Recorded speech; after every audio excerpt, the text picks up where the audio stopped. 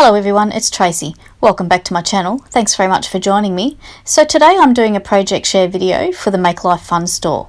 I'm a new design team member for this store, which I shall link below. All the dies that I'm using today have been designed by Nicole Silhouette here on YouTube, and I shall put her channel down below as well. So first up we have this die set, which makes a three-dimensional bottle on a card. Great for baby cards. This die set is a little bit larger, but it still will fit in a standard size die cutting machine. It makes a card measuring 5 1/8 inch wide by 6 1/4 inches high.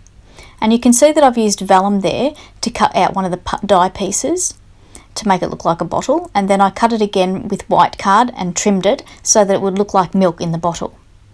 The hearts that I've used to decorate the bottle there are just the fallout pieces from the background part of the die. And I did the same for the girl version. And these turned out super cute, so I'll put them in my card stash for when I need a baby card. Okay, moving on to the next die set, and it's this one here. I had to have a bit of a think of what to do with this one, but what I decided to do was some partial die cutting with that top one to make it a bit longer so that it would go around the middle of the card, and that way I could use it as a belly band, which is what I did on this card here. So you slide the belly band off and you can see how I've decorated the belly band, and I've used cream, white and gold, which always look nice together. So you open up the Gatefold card and it's an invitation, and the straighter edge die there I've used on the inside of the Gatefold to give the inside of the card a bit of interest, and I was very happy with how this card came out. And the belly band just slides back on. The next two dies I'd like to show you are these window dies, and I call these church window dies because that's what they look like to me. And there's a small one and a big one, but I only used the big one for this card.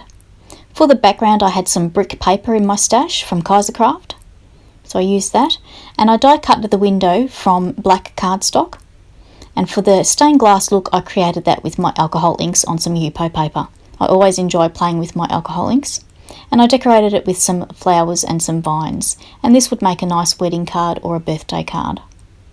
The next die I'm going to show you is this cute little retro vintage telephone, and I had to cut it in black and silver, and I put it on a rainbow background to just give it that retro 70s feel with a die cut hello at the top there. Not that we use these sort of phones anymore, but still fun to create a card with it. And I love the way this turned out. So moving on to the next die set, and it's this one here, and this is another one where I had to have a big think about how I was going to use it, and the curved piece at the top there reminded me of a banner, so this is what I created. I created a cupcake topper, and I put another banner underneath that says birthday wishes, and the other piece I used as the wrapper part that goes around the wrapper of the cupcake, and I have a picture coming up to show the finished product with the cupcake, which I ate. And it was yummy.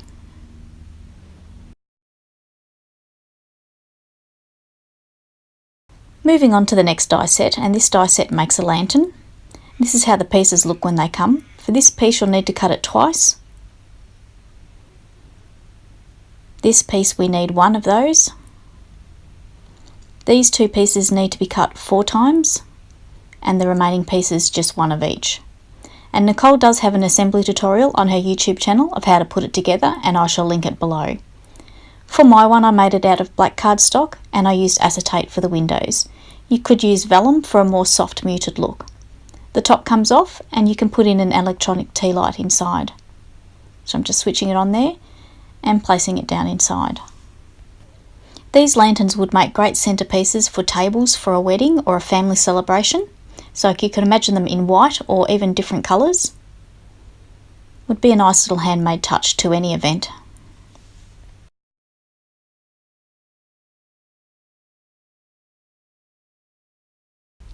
Okay, the next lot of dies I have to show here are these nested doily dies, and my favourite thing to do with these at the moment is make easel cards, where I use the largest die from each of the sets to make the base of the easel card, and I even used the second largest for these two today for a nested look.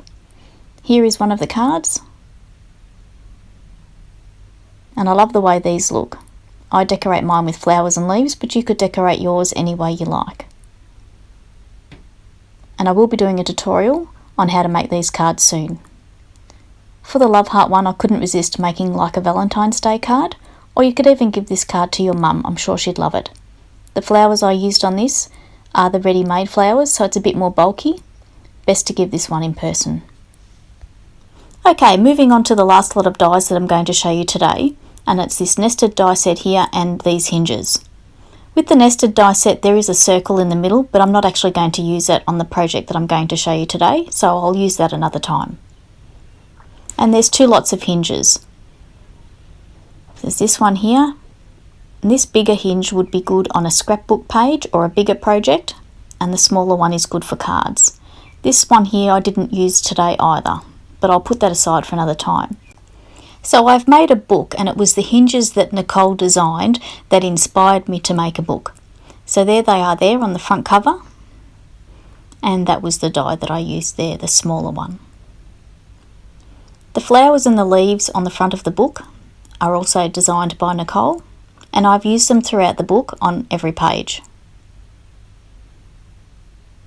And I also put the hinges on the back cover of the book too. So let's have a look inside. And this is where you can see where I used the nesting die, and I used the third largest die from the set.